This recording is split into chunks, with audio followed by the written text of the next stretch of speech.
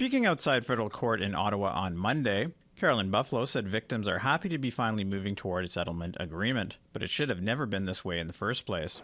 They could have saved a lot of money, a lot of time, a lot of heartache if they supported the families on the reserves in our communities rather than taking our kids, putting them in foster homes, and they support the foster homes, they don't support the families on reserve, which is completely ass backwards, if I can say that on TV. Speaking before a cabinet meeting Tuesday morning, Minister of Indigenous Services Patty Hajdu said a government apology is definitely in order, and the Prime Minister would be the most logical person to do it.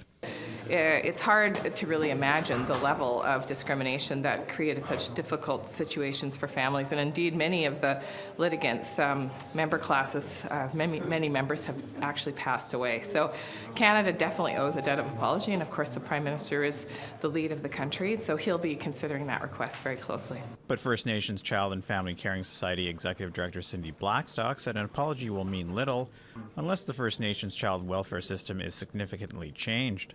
Well, I do believe in apologies. Certainly these victims deserve individual apologies for the harms that they experienced, but I want a meaningful apology. And you can't say sorry for wrongdoing when you're still doing the wrongdoing.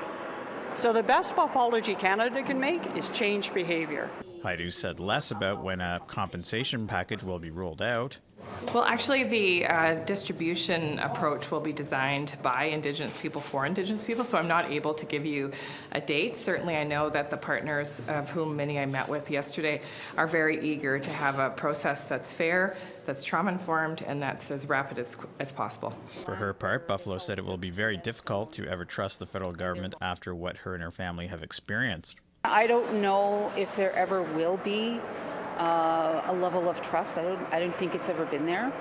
The federal government and the provincial governments, all of them, and territorial governments have all been egregious in their treatment of our children and families.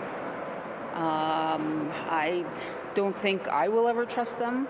I'm glad they're taking this step, but it's not justice. APTN News reached out to Prime Minister Justin Trudeau's office for a comment on potential apology, but did not hear back by airtime.